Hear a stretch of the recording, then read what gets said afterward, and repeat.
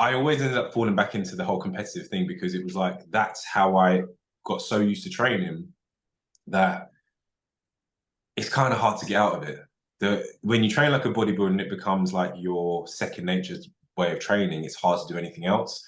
So it's taken me like I last competed 2019. It's taken me like 4 years to even just shake off that like bodybuilder mindset when it comes to training to now really just focus on strength. So at the moment, yeah, I like the core fundamentals of bodybuilding and I'll always have them.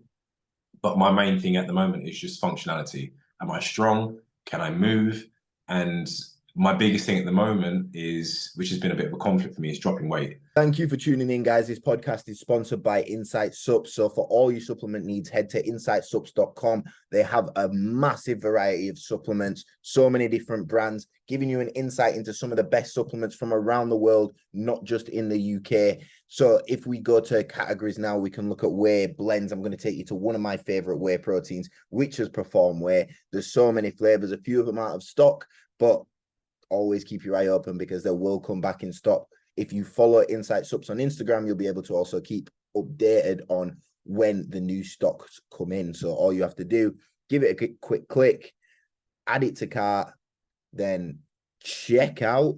And what we're going to do is we're going to get a little bit of a discount here real quick by putting in Physique 10. And by doing that, you can get yourself a little bit of a discount. You can sponsor the podcast, sponsor me as an athlete, and I really appreciate it. I hope you enjoy the episode. Yo, what's going on, guys? We're back with another Athlete Insight podcast. We're here with Ross Allen today. Now, I've known Ross. You've seen the Isaac one by now, and if you've not, go and watch that one. But we placed top 3 in 2017 together. Ross came first, Isaac came second, I came third. And it's just been a whole journey from there through bodybuilding. And I'm just interested to hear kind of how Ross is transitioned out of bodybuilding, because that's not what he's currently doing anymore. Whereas like me and Isaac are still trying to push. Ross has taken that little bit of a step back, conquered it all, and onto different things. So let's just start at why you even got into bodybuilding in the first place. Because I remember seeing you British Championships 2017 that year. I walked in, I was like, no way, this guy's a junior. I remember that year as well. I got pulled to the side and they were like, oh, can we see your ID? I was like, what? I was like, you're not a junior. Like, and this was one of the official people. I was like, okay, look, give me 2 seconds. Gave it to them and I was like, okay, cool. But yeah, no, I've got that response a lot. Yeah. Oh, so what got you into, was that your first season, your second season? No, you did like a model one first, didn't you? Yeah, so I first got into bodybuilding in 2016. So literally the year before we did the British. It was kind of a weird way that I got into it. I was never interested. Not that I wasn't interested. I was like, I liked bodybuilders. If I was watching like a motivational video, you know, you'd have those old school like Kai Green, Phil Heath, like those YouTube stuff. And basically, long story short, what happened is I remember I went to the gym. I was in the change rooms, just getting changed. And this one guy looked at me and he was like, oh, you look kind of good. And I was like, okay, cool, thanks. And then he kept looking at me and I was like, okay, this guy's a little weird. And he was like, have you thought about competing? I was like, no. Like, I'm not really that interested. And he was like, I think you do really well. He said, there's a show in, I think it's like 3-4 weeks. He was like, I think you could do pretty well at it. So I was like, okay, cool. Got his information. I had no idea about doing a prep and whatever. I just thought, okay, cool. Let me just do my best. One sec, let me jump in here. Me and Sam are still talked about like first timers competing, and we were just saying like how back in them days, we just used to jump into shows, and now these guys are like proper planning it out like 1 year ahead, getting it's I don't that like back then. We just used to jump into the shows, didn't we? I mean, I get it. Like it's good. It's good to prepare yourself, but in some ways, it's like I always find it flows better when you just accidentally fall into it type thing. Yeah. And then you get to build like a bit more of a love for it, and like there's no expectation, there's no pressure. You're just like, okay, cool. Fuck is this like? What am I doing? But yeah, like it was a kind of just a natural thing, and I think that's in some ways I like that way that people approach it. I think if you were just training in the first place and then someone approaches you and says, oh, you look pretty good, there's no pressure there in the first place, and you go, okay, cool, let me just see where it goes. Rather than jumping into it thinking, I'm just doing this to compete. I don't think it's a good foundation to start from. Yeah, to be fair, I think a lot of people now would literally just started. I want to compete. It's like, whoa, we've been going to the gym for like 1 year. Like, I didn't even know really what. Well, I knew it was there, but it wasn't in my mind to do it. Do you know what I mean? Like, these people are getting in the gym for such a short period of time, and then like, yeah, I want to compete. We just back in them days, it was just like someone at the gym said, "You look good. You should jump on stage," and then you're on stage in 4 weeks. Yeah. So what happened? Did you prep you? Yeah, did like a mini prep for 4 weeks. I'm not gonna say it was the best prep. It was just my idea of what a prep was starving yourself. So it was a case of do loads of cardio, like drop your carbs without have loads of protein. And to be honest, I got in really good condition and did the show. I was a bit nervous, and I won it. And I was like, oh shit! I won my first show, and I didn't really expect anything from it. And then the guy who told me to do that show, he said, "Oh, I want you to consider doing this other show in 2 weeks' time," and it was called Miami Pro. I think that still goes on at the moment, and that was like the more fitness model-y type stuff. So I thought, all right, cool, fuck it, let me keep this going. Done that show, I won that as well, and I was like, damn, I'm like, this is. I never really expected to do it, but it's going well. Let me just continue and see where it goes from there. So that year of 2016, I competed maybe 3-4 more times, and it was the same story. I kept doing very well. I think the lowest placing I got was maybe second. Yeah. And I was like, okay, no, I think I can probably take this a bit further. So that was the kind of the origin story. Yeah, it's easy as just falling into it like that. I'm going to share my screen now. I'm going to pull up your Instagram so people can see what you look like after just saying that you're winning shows all the time. So people can actually see you. Is there anywhere down on your profile you'd say, yeah, pull up this picture, see what we look like here? So this is where you started at. This was, I'm trying to think. That was that picture right there. Miami Pro. That was the Miami Pro show. Yeah, that was the second show. You that was qualifier, UKBFF qualifier. That was 2018. No, so that was a year after, 2018. that was a year after we competed. And that show, I remember I done juniors, I done men's, and I think I won overall in that as well. So that was a really good show. I remember that. And then going on to the next one. Is that the pro card? No, that was just before the pro card. I come second there. That was in Spain. Really, really good show. I just wasn't tight enough. And the guy who beat me, I mean, he looked fucking sick. So I couldn't. You for that, didn't you? Did you prep yourself? Yes. Yeah. That was self-prep. So pretty much it was all self-prep up until my last show. So every show I did, all self-prepped. And then, my last one where I got my pro card, I finally got a coach. Yeah. Is there any other pictures that you'd say, yeah, this is a good look from me? Do you know what? If you scroll up just a tiny little bit, scroll down a tiny little bit. So a good look, and this isn't competitive wise, so this is where I'm currently at, or the look I like. Below, just go down one. Next to the, yeah, that's it. That's the kind of look I like at the moment, which isn't necessarily a competitive physique, but it's holds muscle well. It's yeah, exactly. Which for me at the moment, it just is a lot more realistic than the competitive one. But if you want to look at, so I was actually going to compete this year. If you scroll up, and it's the front and back picture. Front and back. Is it that one? Yep, that was it. Yeah, so that was, that was where I kind of left it. I was going to compete, and then obviously I decided not to. I can't remember how heavy I got there. What was I? I think I was probably like 104 kg or something there. Put on a good bit of size. Was that? What's your height? Are you tall? You're tall. You're pretty tall. 5'11". Yeah, it's decent. Yeah, so that was kind of like the peak I got to, and then I kind of realized like, no, I'm not really. We'll get into it, but I was like, I'm not really cut out for competing. Not like physique wise, whatever. Just mentally, just my wants and needs just didn't really align with it anymore. Yeah. So mentally, when you first started, you were just, would you say like you was all in on bodybuilding, or like what other stuff were you doing while you were doing those first few shows? So the way that I kind of got into, let's call it fitness and just, let's say, physique was, I mean, a lot of people say the same thing. You watch Dragon Ball Z, you watch animes, you watch stuff like that. you see their physiques, you're like, damn, they look sick. So that was my inspiration as to even just building a really good looking physique. But prior to that, I mean, I've done a couple of things. Like I used to swim. I used to do athletics. I've done a little bit of MMA. I've done American football for a short amount of time. I've done all these little things just to kind of keep me moving. So I was always active. But what had happened is when I started working full time, I didn't have the time to go to classes. I didn't have time to go to sessions or training. So gym was like that nice little thing in the middle where I could just go, okay, cool, I've got my own time. I can train. I can do what I want. So yeah, it was, I guess it was just a natural progression of wanting to stay in shape, but also have a bit of a challenge to work towards.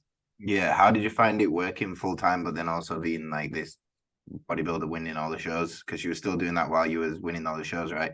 It wasn't hard, if I'm Right. being honest. Right. And the thing is, I don't say that to say that there wasn't any hard work that went into it. I just think if you know what you want to do and you're committed to it, it doesn't seem like hard work. It just seems like a normal. It's like waking up in the morning, you brush your teeth. It's like, okay, cool. Like these are my meals. I've got to eat them. And ultimately, I've always said to people, the hardest thing when it comes to prep or bodybuilding is just the mental side of it. Once you're on point and once you know this is what I want to do, it's easy. Like there's, or not easy, but it's just a part of your life. So yeah, all the things like eating off plan and stuff, it doesn't even cross your mind, does it? It's just like exactly. But yeah, when you're focused and you know exactly what you want, and you know this is what is required to get to a certain place, you'll do whatever it takes. You will literally do whatever it takes. And that's probably the thing that I'm missing for competing in the past couple of years. Because yeah, I had that from 2016 to 2019. I was sharp. I knew exactly what I wanted. But then as your wants and needs change, then obviously like you don't have the same fire for certain things. So yeah. Yeah. And it's just like, because you won so much as well, did that have an impact on wanting to come back and wanting to come back better? Because I know like I've not won a shit ton of shows. I've won like 2 shows, but that pushes me to come back because I actually want to win. But whereas like you walking in and you're winning, do you think that was actually something negative rather than positive? Yes. No, I definitely agree. I had won show after show, and I think maybe I might have got like a second place here and there. The year when I wanted to turn pro at that competitive season, I got a 3rd place in. And that was the first time I got like a sense of hunger. I was like, what the fuck? I was like, what's going on here? This isn't me. And that kind of set like a little fire up in my stomach. And I was like, okay, cool. Like, I'm going to make this happen. All the shows after that, I kept progressing. I got 2nd, eventually came 1st. I got my pro card. But I think, excuse the dog, by the way. I think for me, like I always knew I wanted to turn pro, but in my head, I could never picture, and I never had the vision of actually becoming a professional bodybuilder and taking it to that next level. Yeah. So I think what happened over the past couple of years was I mentally knew when I got my pro card, I kind of checked out. I was like, I've done what I need to do. And it was more other people saying to me like, oh no, you should keep going, you should do whatever. So I wasn't doing it for myself anymore. I was doing it to please to basically please others. Like, and it wasn't so much that, it was everyone was like, oh, you've got the potential, you can do so good, you can do whatever. And I was like, yeah, no, I agree with you, but I wasn't there. Like, I just wasn't there. There was other things that I wanted to do instead. But the challenge going into the pro league, was that something that you thought was too hard? Because you're used to winning shows and like you were scared to not walk in and win a show? And how that... Not really, no. Not really. So I would say every show that I ever did, obviously I wanted to win them, but I was always prepared to not get the result I wanted. So my thing was be optimistic, think, okay, cool, I might do well, but don't get too ahead of yourself. So I'll put it this way. Do you remember when we did the show in 2017, the British? Yeah. I was set in my head, I was like, I'm gonna come 3rd. I literally told myself I'm gonna come 3rd. And I was like, as long as I make this top 3, I'm happy as shit. Yeah. And then when you got called out 3rd, I was like, okay, cool. Like it was a 1-up for me. I wasn't expecting it. And then obviously when Isaac got 2nd, I think even if I look back at the pictures, I sit down and I start laughing because I'm like, this wasn't meant to happen type thing. Yeah. So it was never a case of I was worried of not winning. The one thing I'd always say about my physique is I've always wanted to bring a physique I want to bring. rather than just to win. And that's also why I don't really want to compete at the same time. Well, right now as well, I've always known what I want to look like rather than just making it fit for a category. Yeah. It's a case of if my physique fits a category, then cool, we'll make that happen. I was about to bring this up now. The direction of men's physique, obviously, we've seen it getting bigger and bigger and bigger. To me, that's not men's physique anymore. It's starting to get warped, but that's why they've obviously brought in the weight caps now, which are going to be active from next season. What do you think about the weight caps? Do you think that's kind of a good thing? Do you think the weight caps going to bring back to men's physique now? There's weight caps. When you think about it now, you're like, shit, there's a weight cap, you know, like I can bring that look. I don't know, because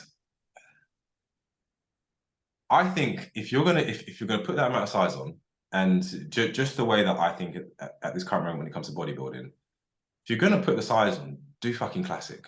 Like, don't waste your time doing men's physique. I think men's physique is great, but I think it's a good little introduction before you take it to that next level. If I were to compete, and I think this is probably one of the reasons why I wasn't that interested in doing it this year, is I was like, if I'm going to compete again, I want to come with a whole package. I want to come with a classic physique look. Yeah. I don't think I necessarily have that look. That was obviously one of the reasons why I didn't obviously pursue it. But like what you've done, you transitioned from going from men's physique and now you're going to classic. I respect that because I'm like that's just bodybuilding. I'm not to downplay men's physique because I've done that for so long, but yeah, there's kind of like a natural progression when it comes to it. And I think classic physique is the way forward. Yeah, 100%. It's a tough progression, I think, for some people. I don't know why though. Is it just leg genetics or what was it for you? Why do you not feel like you fit that classic look? I don't fit the classic look because I'm not willing to put the work in to get that classic look. And that's just me being completely honest.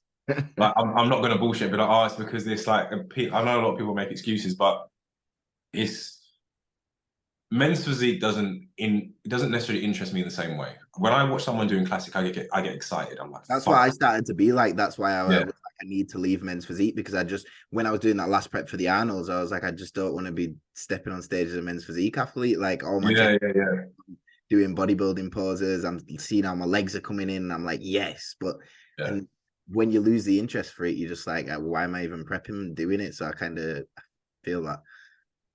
Yeah, no, it's exactly that. So I think for me, it was the transition from men's physique to classic. That's obviously going to be quite a big thing to do. But then also it's just like where I am in life as well. Like I can't necessarily say that all my time and energy can be put into competing. So if I'm not going to be able to do it with men's physique, how am I going to be able to do it with classic? And sometimes I think a lot of times having that honest conversation with yourself, like, where are you? Like, do you have the capacity to do it? Are you mentally there to do it? Because on paper, it's in some ways it's very simple. You follow what your coach says, you get it done, and you'll get the results. But more than anything, it's not just about what your body does, it's about where your mind's at. Are you willing to do that? I wasn't there. So that's kind of it. Yeah. How do you know where your mind's at though? Like, does it take a lot of just self-reflection, and do you have to write down in a notepad like how you're feeling? What did you go about kind of discovering where you're at now? I'll put it this way: when I competed in the past, I never had any self-doubt. I was like, this is what I'm doing. Cool, I'm ready to go. As soon as I have like a little bit of self-doubt and I start questioning the process, that's when I'm like, okay, cool, we're not on the right path. We're not doing what we need to do. And that's not a wrong thing, it's not a bad thing.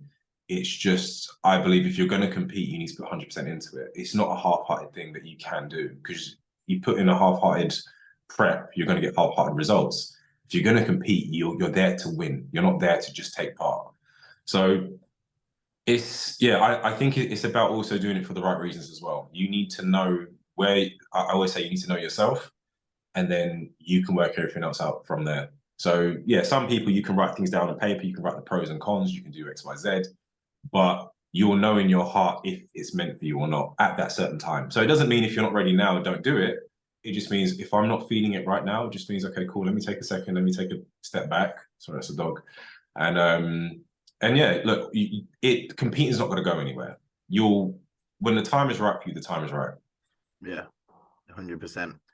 So moving on to like training and stuff, has your training style changed since competing days, or do you still train the same? What's training like now for you? Oh man, it's I always ended up falling back into the whole competitive thing because it was like, that's how I got so used to training that it's kind of hard to get out of it. When you train like a bodybuilder and it becomes like your second nature's way of training, it's hard to do anything else. So it's taken me like I last competed 2019. It's taken me like 4 years to even just shake off that like bodybuilder mindset when it comes to training to now really just focus on strength. So at the moment, yeah, I like the core fundamentals of bodybuilding. I'll always have them. But my main thing at the moment is just functionality. Am I strong? Can I move? And my biggest thing at the moment is, which has been a bit of a conflict for me, is dropping weight. So when I've hit my bigger weights, I'm not necessarily the most mobile. I don't feel the most athletic. And once you get past that mindfuck of, oh shit, I'm getting smaller, and you actually just go, okay, like my body feels a certain type of way, it's quite nice. It is quite nice. Yeah, it takes a while though. You see a lot of like actual like older guys retiring, and they still take years. I might be retiring at like 45 years old, but they're still taking 5 years to kind of flush out the bodybuilding because it stays in you, doesn't it? Like the whole mindset and everything, and just yeah, it's a hard one, and I think a lot of it comes down to for me personally, it was a bit of an ego thing. I used to like it when people were like, oh shit, that guy's big. I go into the post office today and the guy's like, last time I saw you, you were skinny. I want skinny. I was like 4 days out from the show, so I was like fucking depleted as fuck. And he goes, now you were big like that. Like, yeah, man. And a few just comments here and there. We get it all the time, just randomly on the street. And yeah, it's hard to detach from that, I guess. Yeah, it's a hard thing to let go of. But the one of the things I personally had to go through was understanding that bodybuilding wasn't necessarily my personality. It wasn't who I was. So as much as it was nice to be known as, oh, like that's that big guy over there, he competes, he does X, Y, Z. Once you can kind of reestablish what your own identity is, then it is easier to drop bodybuilding slowly. Even now, like I'm not gonna lie, sometimes I'll see your picture, I'll see Isaac's picture, and I'm like, fuck, let's jump back on cycle, I need to do X, Y, Z, blah, blah, but no, you kind of, once you can get at peace with yourself and what your own physique is like, and to be honest, like what I've actually noticed, which I didn't expect, I get more compliments now than I did when I was competing. Yeah. But that's not, but it's a different audience though. So it's not necessarily from a bodybuilder, like a bodybuilder. Yeah. From the typical everyday person, where they'll be like, no, look at me, like, oh damn, you're in great shape. Which in the past, it wasn't about shape, it was about size. It was how big are you? Yeah. You get more attention from the gal them as well. I've stopped getting girls, me. I've stopped getting girls. It's crazy. Like I was thinking about it today. I was thinking about like how even just a couple of years ago, I get so much attention from girls, and now it's gone. All of it. It's gone. Man's too angry, like, hurr. Yeah. No, I'd say when it comes to female attention, it's I don't know, like different people into different stuff. Obviously, when I was deep into bodybuilding, like I get more attention from competitive females. So it just depends on where we're still pretty decently looking. We're not one of them ugly bodybuilders anyway. Yeah. We still manage, even no matter how big we get, I think we still manage that little bit of like, yeah. But I think it's sometimes it's not necessarily just a look. So I think a lot of people do really like the bodybuilder look. I think it's the assumption of what comes with it. And some ways it is true, in some ways it's not. It just depends on the individual. But realistically, if you're dating a bodybuilder, I'm not going to say it's going to be the hardest thing. It's just going to take a little bit of adapting. Because if you've gone from, let's say you've had a previous partner and they've been very just, let's say, normal, to now be with someone who's very strict, regimented, and has like a bit of goal and direction in their life, I think you can only really be with someone who understands what working towards a goal is. And that doesn't necessarily mean they have to be a bodybuilder. They could be, that they could have their own thing going, they could have their own business, they could have whatever. They just need to understand that you're working towards something that's bigger than just the everyday, like the day-to-day stuff. So a lot of it comes down to mindset, I'd say, with the other person. Yeah. So a lot of that bodybuilding sacrifice probably hurt a lot of your relationships in the past, because I know they have done in mine. Yeah, do you know what? It's a bit of a. You're not gonna blame bodybuilding. I'll blame bodybuilding for every relationship ever ending. I'm always blaming. I will blame elements of bodybuilding. So for me personally, and I'll be very transparent with it. I found it wasn't the lifestyle of bodybuilding; it was the cycles of bodybuilding that wasn't the best for my relationships. So when it came to like, I do the put it this way, I still somewhat live like a bodybuilder. I'm on top of my food, I train, etc. But I always found if I was, and it's probably one of the reasons why I just don't really jump in the cycle anymore, is I found I was switched on a different level when I was on cycle. It was like I had like a very razor sharp focus, Yeah. and there wasn't necessarily any room for anything other than what I wanted. Which is, I mean, it's a positive thing. I think when you're on cycle, forget the bodybuilding side. There's a positive mental element to it as well. If you're working on something, you're like, fuck, like I want this. You ever seen like a dog who's fixated on like a toy or something? Like they want it. They're going in for the kill. That's the kind of headspace I think you get into. But I don't know. I think for me personally, I wouldn't say it messed me up, but I would definitely notice, or I'd ask people around me, like, how am I when I'm on cycle? And they would typically say, not the nicest to be around. So that was one thing I just had to consider. And I was like, it is going to affect my relationships. Yes, I can get a lot of stuff done. Even when it comes to business, like, I'm switched on if I was ever on cycle, but there are the negative sides that come to it. And you've got to just outweigh the pros and cons. And that's down to the individual to know if it's for them or not. Yeah, so stopping bodybuilding was also down to maybe the cycles as well. Because I remember one time you said, you was like, "Look, this guy was wanting me to take too many drugs." Yeah. So I think that was the start of the end for me. Yeah, so, I think that's when I started seeing you kind of dip out of it, because you was like, I just don't know if I can step on a pro stage because I'm not willing to do all these drugs. Basically, that's what you were saying. Yeah, pretty much. So I'll talk about cycles. So my first ever cycle, I was doing, I believe, 300 milligrams of Testy. And I'm not gonna lie, that was nice. It was, I felt great on it. And then obviously as time went on, you'd add other things inside. I'd have like more orals, I'd have like some Anavar, have some Winstrol, all kind of mild in a way. And then I think it was when it's when I started touching the more potent stuff. So when I touched like a tren or whatever like that, that's when I noticed that, first of all, I was progressing stupidly fast. And I was like, fucking hell, this stuff is magic. But mentally, I think that was where I started to notice, okay, cool, like something's starting to change with me mentally, not in a bad way, but I'm noticing changes.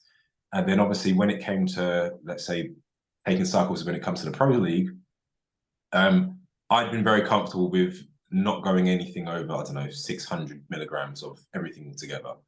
And I had I'll call them a bad coach, where from going from such a small, or like a moderate cycle, to then jumping straight onto like 2 grams. That was something. Yeah. That sounds crazy. That sounds right. So did you actually do it? So you felt it out, or was you just like, no, you didn't? I attempted it.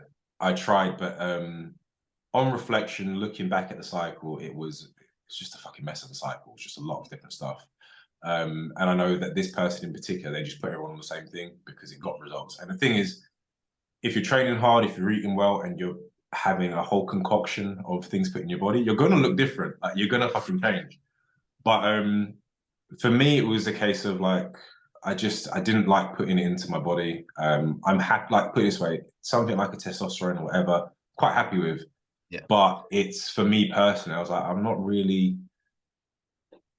want to do the rest of it. I don't want to do these super amounts. And if that's what it requires to look a certain way and to achieve a certain level, I had to have the honest conversation with myself and say, is it worth it for me? For me personally, no. For other people, yes. Like, if you've had that honest conversation with yourself, if you've reflected, thought about it, and made that decision, all good. But again, a lot of it comes down to you making your own decision, not just going into something because someone else has told you to do it. Yeah. So do you coach people through cycles and stuff like that, or do you just kind of keep away from it? So that's why the minor end of it, maybe, or like the.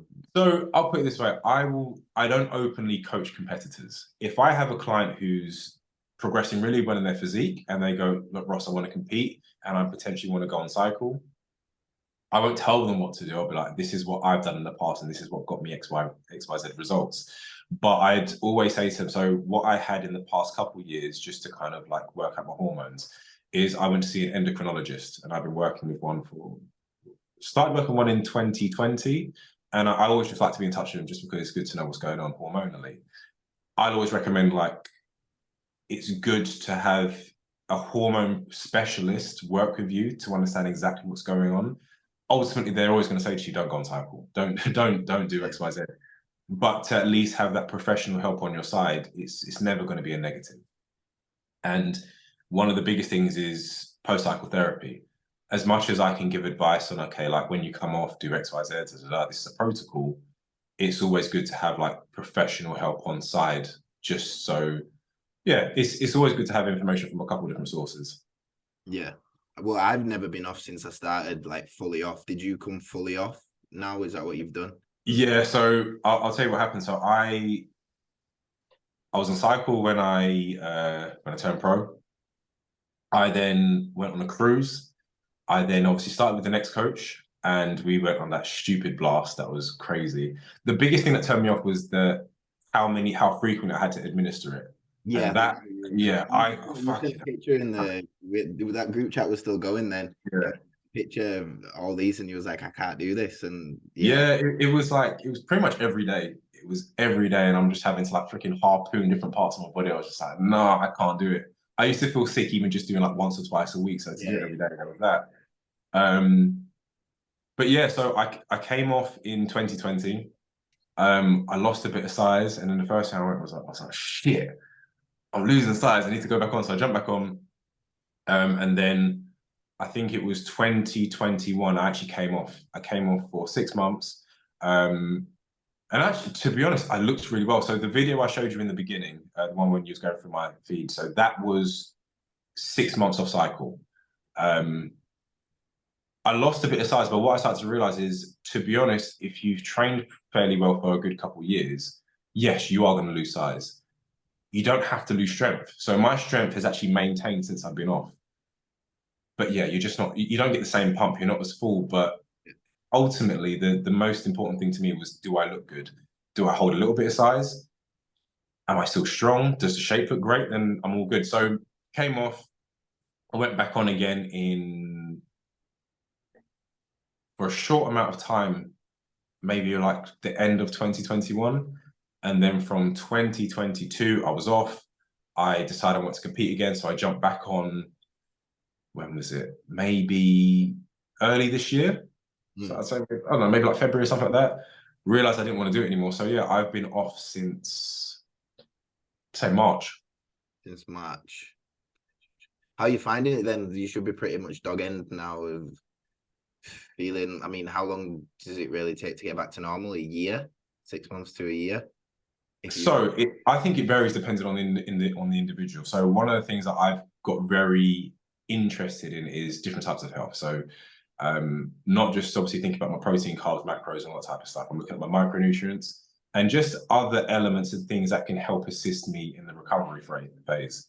And interestingly, I feel like I've recovered quite well, to the point where my weight is now slowly going back up again. I think my levels are, I need to get tested again, but I think my levels are definitely creeping right back up there. So I've definitely come off in the past and had a bit of a crash, like got a little bit depressy and like lost loads of size, XYZ. But I think a lot of that came down to when I stopped the cycle, I didn't train properly, I didn't eat properly. And it's like, it's of course you're going to lose all of that. Whereas in March, I was probably around like 104 kilograms at my peak. I'd say today I'm like 95. So I've dropped like a good 9 kilograms, but surprisingly, I still fit my clothes the same, which is weird. I'll honestly say I don't recover the same way. I need to definitely take a couple extra rest days, but no, it's, until you do it, you never really know. Everyone's story is different. Yeah, so that's interesting to hear, because I just hear of people just getting in bad depression and stuff like that. But it's all about like where you can keep your mentality at as well. And you've got to find to stimulate your brain and keep you on top of it, because if not, you just keep pushing yourself down in the dungeons even more. I think a lot of that comes down to the what I would like to call the ego. I was fully ready and I was willing to accept I'm going to get smaller, and I turned it into a positive. I was like, do you know what? If I get smaller and I don't look as like stocky, I might look taller. So I was like, okay, cool. That's the positive that we're going to get through it, which, to be honest, because I have a bit more of a slimmer look now, it's like, yeah, like when I put clothes on, I visually appear a little bit taller. So I was like, okay, cool. I appreciate the body. I know what it is. I'm not going to be a small guy, but I kind of fit nicely in like a fitness type place. But I think because I had that mindset, that's why this process has been okay. I haven't looked in the mirror and gone, oh my God, like I'm depressed, blah, blah, blah. Yes, there's definitely been days I've felt a little bit lower, and that's because my hormones have been changing. But I found as well, by being active in a different way, I don't know if it's worked or not, but maybe it's like pushed my testosterone levels up. So in the past, obviously it's just weightlifting, etc. But cardio, I know it sounds like just a very basic thing, but you'll be surprised how much cardio can just impact your health overall. So I definitely say by doing extra cardio in the past couple of months is in some ways like helps you mentally. I'll go out in the morning, I'll take the dogs for a walk, I'll do whatever. I'll do high intensity cardio when I need to, but I don't think it's all doom and gloom when you come off cycle. I think it just depends on your mindset when you do come off. And also depends on how much you're running. I think if you're running a lot and you have a major crash, then fuck yeah, you might feel a bit like shit. Yeah. So what was I gonna say then? What kind of supplements? Are there any kind of supplements that you're taking in terms of like health subs and stuff like that? I'll tell you what, I've tried a lot of different things. I'll show you what I'm drinking right now. This is it's called Bright. It's a nootropic drink, and this is really good for focus. Obviously, you have like caffeine and stuff like that.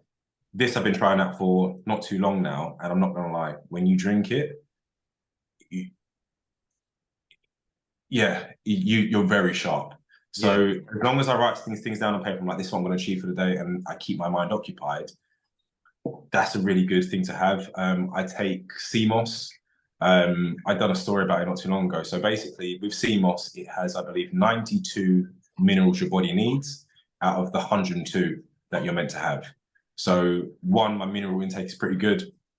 I also find as well by eating less food, because my body's not under constant stress, it had a nice little place for it to kind of like reset, rebalance, etc. So I'd say CMOS is definitely the biggest thing. I'm not gonna lie, I'm not gonna say that I'm taking all these kind of supplements X, Y, Z. My biggest thing was just the minerals that I'm getting into my body, rest, recovery, and diet has definitely played a massive part in recovery as well. So yeah, eating a lot of food is good for growth, but I'd say from a health perspective, by cutting down and allowing your body to rest a little bit, it has a lot of benefits to it as well. Yeah, 100%. What about your support system around this time? Because you will need to have a solid support system. Is everything being good around you? Because obviously in prep we can start pushing people away, family, friends, all that kind of stuff. Is that all pretty solid for you at this moment, like in help? Yeah, I'll tell you what, when I was prepping, I never really had a support system. It was very much, this is me doing my thing. I remember, like, I'll put it this way, when I was competing, I probably had my mum came to one of my shows. My best friend came to one of my shows. And other than that, I used to turn up by myself. I used to just want to turn up, do my thing, and go home.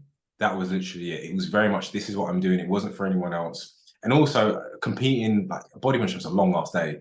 And I was like, I'll come home, I'll have a trophy. That's what we need to worry about. And that was kind of it, to be honest. But no, but for me, bodybuilding was a very solitary thing. I never really, I think everyone kind of understood what I was doing, and they were just like, all right, we'll just leave Ross to do his thing. And then when he's done with it, he'll be back type thing. So I can't talk on support system too much because I never really had it. And in some ways I didn't need it. I always found like when people were around me when I was prepping, I get pissed off. So it's more okay, like just stay back, leave me be. I'm good. If there's a problem, I'll let you know. But yeah. But have those people been there for you now? Have you kind of just stayed on your lone wolf and just done everything by yourself, like since coming off and just dealt with everything? Since coming off, like I'll tell you what, the last time I came off, I went into a dark headspace. So I definitely need support system. I need people around me to kind of get me out of my funk. But this time, I don't know. It's been very strange coming off. I expected to have these lows. I expected to be in a certain headspace, but I've probably been the happiest I've been, which it kind of blows my mind. I've been very sharp. I've been very focused. I've known exactly what the fuck I want to do, but I don't know if that's down to hormones. I don't know if that's down to drive. I don't know if it's down to having a new direction, but yeah, it varies depending on the individual. But I definitely say I feel better since being off. Yeah. Yeah. So what's next from here then? Like, do you ever see bodybuilding coming back, or do you just like... I'll never write off. I'll never write off, because the thing is, my mind can change. Like, You're still young in it as well. You got to think like the bodybuilders, like, so these lot of 35s, like that's when you see them in the prime and stuff. yeah. How was like Banks and that, the guy who just won the last men's physique Olympia?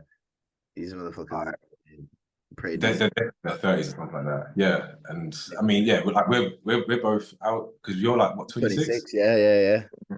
So we're like same age. So it's just like, if you want to take a step out of it for a second, you're like, okay, cool, like, do what I need to do in my life and then jump back in.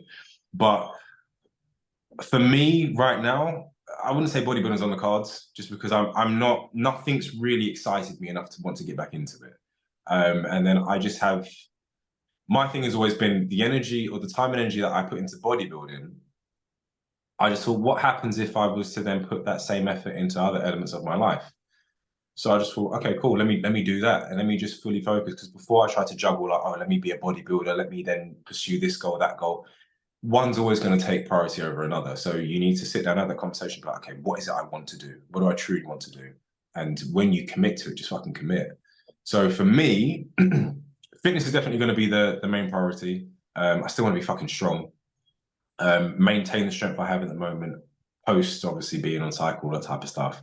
But I want to go through like a more self-development route when it comes to my clients and stuff, because I don't just want to get people into shape. I'm very invested in people's stories and why do you want to get in shape? Like, is getting in shape going to be the answer to your problems? Most likely it's not going to be. So it's like, okay, what other elements of life can we look into and improve that? So it could be a case of like, the typical thing is I get, oh, I've gone for a breakup and I need to get fucking wham, I need to get whatever. And I'm like, you know what? That's not going to do anything for you in the long run. You're not, like, girls probably aren't going to be as attracted to you. Your ex probably isn't going to be that interested, etc. So it's more, where I go through a breakup, I'm like, fucking, what drugs can I go on? Let's double everything. Let's triple everything.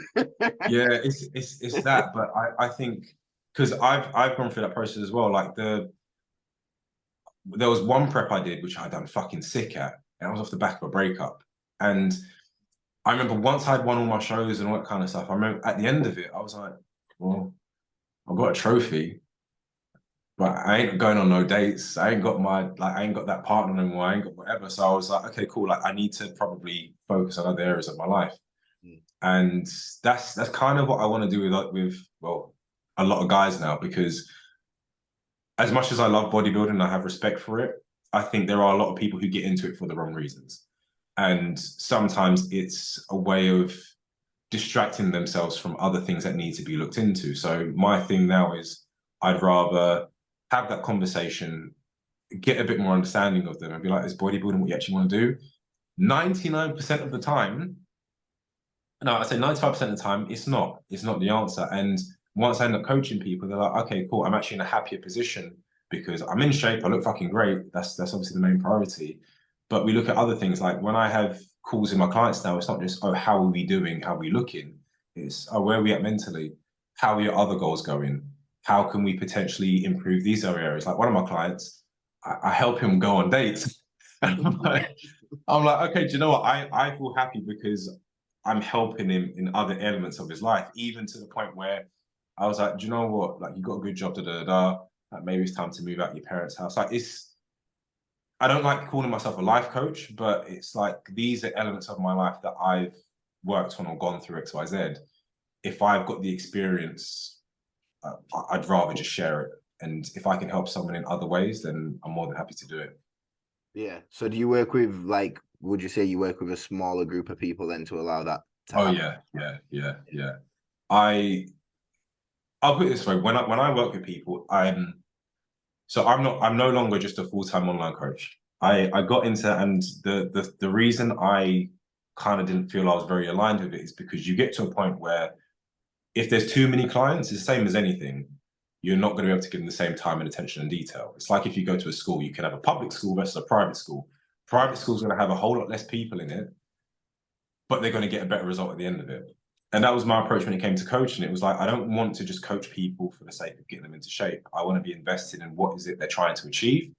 And I want to be able to have the time to have conversations with them. I want to know, okay, what's going on? Like, have a catch up, not just a generic catch up. I want to be able to have a conversation with them, know what's going on. So coaching is very limited. I think it's gone, I can only speak on my behalf, but it's gone from being an online personal trainer to now, okay, how can I coach you and assist you with your life? Yeah, that's good to hear though, because coaching, there's been so much bad stuff in coaching over the last few years. Because online coaching's, I think when we started, like just getting into bodybuilding, it wasn't really a thing, was it? I remember my first. No, like you'd hear about an online coach and you'd have to be like, what is that? Yeah, it started building up over the years, and that's only since 2017. Yeah. I think for most people then had coaches that they knew, or someone in the gym or someone local, and it'd just be like the big steadhead bodybuilder probably in the local gym. I think most people's coaches were like that, and then it started to like pick up. Well, in England anyway, you started to all these coaching companies coming out, but then I think it was around 2020 is when I noticed they all started to pop up.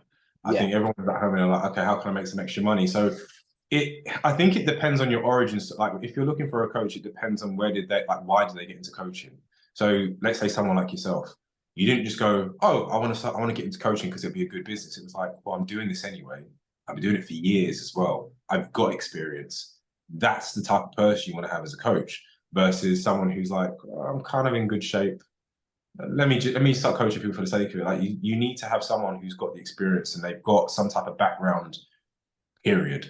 Like you need someone who's passionate about it in the first place rather than just some next person who's just popped on going, okay, no, I coach now. So I think as time goes on, you can see through the bullshit. You can see if someone's a good coach or not. And if you do join and sign a bad coach, you will know very soon. Like you'll know if they have your best intention or not. So it doesn't really matter that there's a lot of coaches in the market now because good quality coaches will always be at the top. Yeah, 100%.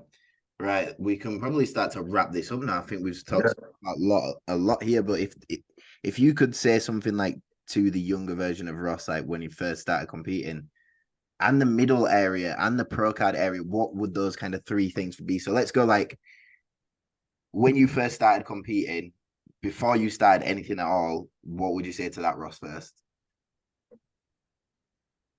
Believe in yourself. Just believe in yourself. Yeah, believe in yourself. I think when you're younger, like I can't speak on everyone else, but I think I had a lack of self-belief. I didn't believe I could do certain things. And by me taking that leap of faith and doing that first show, it just proved to me, oh no, you're good at something. Like, fucking hell, like continue with it. So yeah, just be a case of believe in yourself. If there's something you want to do, it doesn't matter what other people think. Because I'll put it this way, I remember the first show I wanted to do. I told my girlfriend at the time, and I've had the picture in my head. I told her, she stopped, she looked at me, she looked up and down, and she went, oh. And I was like, it knocked me back, and I was like, no, fuck this bitch. Like, I'm gonna do it. You know, something similar happened to me. I went into a petrol station. My girlfriend, my ex-girlfriend at the time, was in the car. I go in the petrol station. This was the first ever time I got a compliment ever, and I was buzzing. I was buzzing. Yeah, the guy at the petrol station goes, "Oh, you a bodybuilder?" And I'm like, "Yo, this guy just said I'm my body." So I go back to my car and then I tell my girlfriend, and I'm like, "Oh, the guy just was like, are you a bodybuilder?" And then she goes, "You're not a bodybuilder. You're just a guy that goes to the gym." And I was like, you fucking bitch. That would fucking hurt my heart. No, First bodybuilder compliment I got, and that hurt my heart. Yeah. So do you know what? It doesn't matter what other people say. Like compliments are nice, but then you're also going to have people who, they're going to challenge what you think. They're going to question you. They're going to make you feel like you can't do it. But self-belief, everything starts from there. Once you believe in yourself, then other people start to believe in you. But yeah, you're your own kind of catalyst, you're your own driver. All right, so now we take it a little bit more into the future. You've won the British Championships.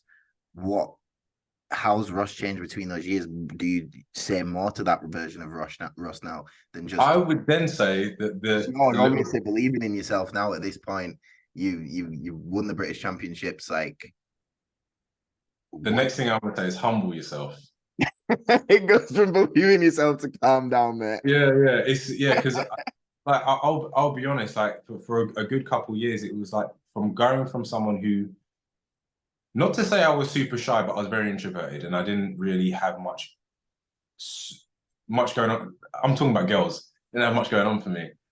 And to then when you have a level of confidence and then like things are going well for you, you're in good shape, etc., like it feeds your ego. And for quite a while, my ego was through the fucking roof. I'm winning shows, I'm doing well in life, I'm doing XYZ, I'm getting attention.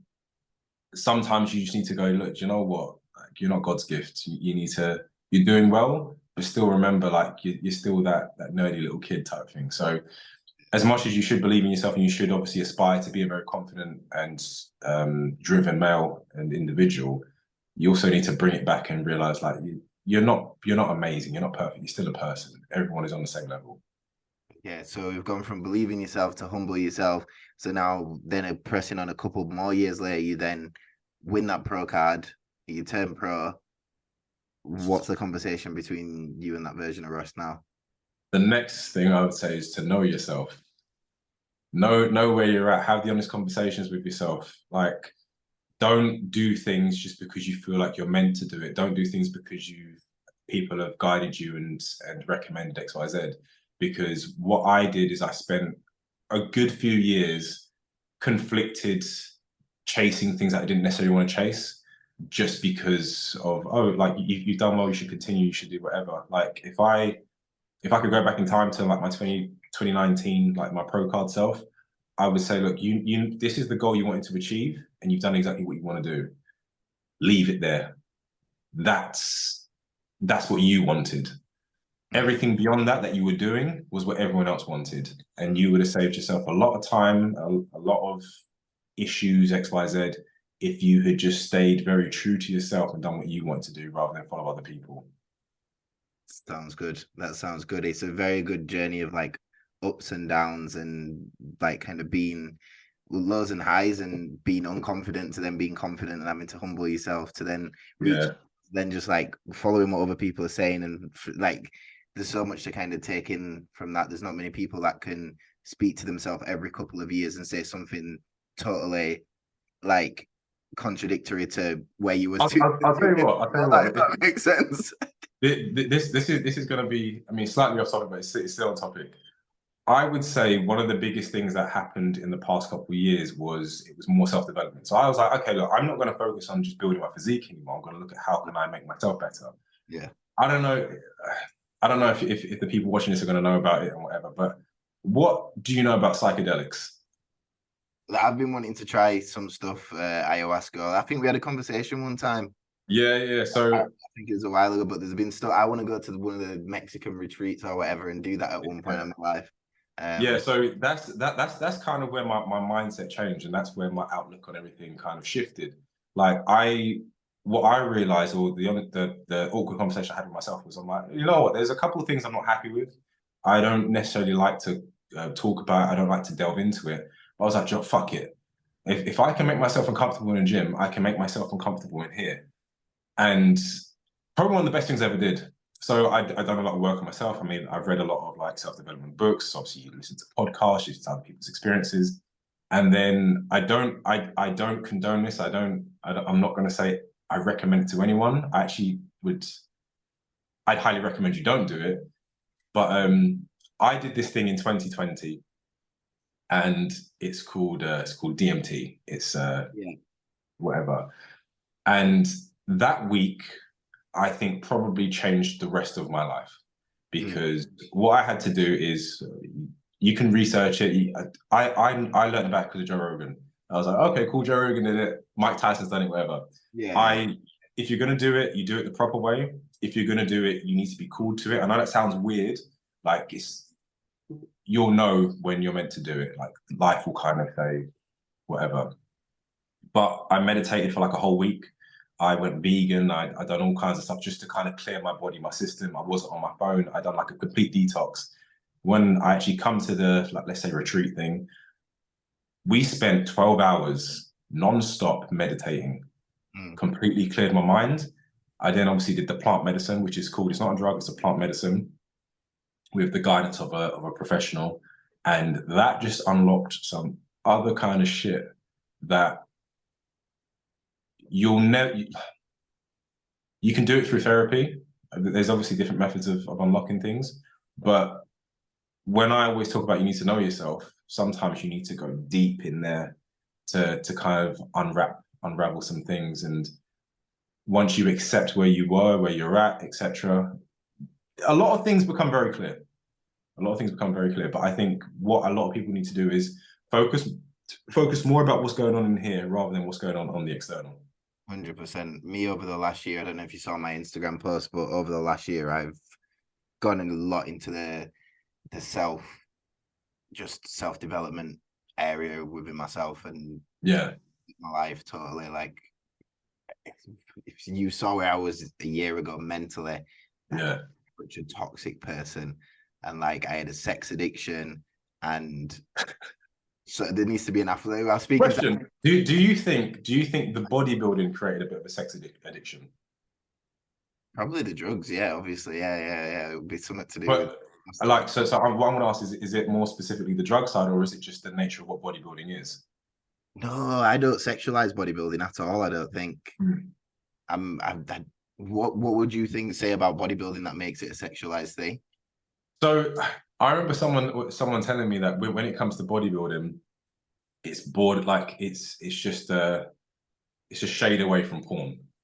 Really? I don't sexualize bodybuilding at all. Well, I don't, but I can. So I'll put it this way: you can, if you're a bodybuilder, you have a physique that not many people have.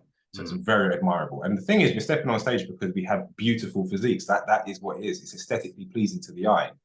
And I would say one of the problems I had is when you're around, put it this way, if you're around women who are in amazing shape 24/7, you can't help but be like, fuck, like all of these women are looking great, blah, blah, blah. And then, yeah, like obviously there's a cycle side, there's the hormones, etc. But I definitely found bodybuilding did give me like a bit of a sex problem. So different from you, but yeah. Everyone in bodybuilding just got sex problems. But yeah, I was a year ago, I was in such a totally different place, mindset and everything. And just I felt like I was called to do that sort of stuff, the psychedelics and stuff, obviously. I never did them, and I managed to pull myself out of the hole and figure out everything through myself. But I don't doubt there might be another time in my life where I feel like calling from it again, and I have to discover myself. If anyone has a calling to do anything, do it the proper way. Don't just go get some drugs and do them in your bedroom. You gotta go on a retreat. You got to do something. You need guidance. But no, I think my biggest message for anyone to take away from this is like believe in yourself, know yourself, humble yourself, but just work on self rather than just body. Body's like it's nice, but having a great mind with an amazing physique, the two of them together, fucking unstoppable. 100%. And we'll finish it there because that's a strong ending. That's a powerful ending. And I think it kind of just overviews everything we've spoke about on this episode, not just about bodybuilding, but in terms of how you can better yourself as a person and things that you might need to look at and stepping outside of your own body and just looking at what you've got in front of you. And is this right for me? Is this the right decision? Should I take it this direction? Am I just listening to other people, or do I actually want this for myself? So many little bits to take away from this. And yeah, just to help push you to be better.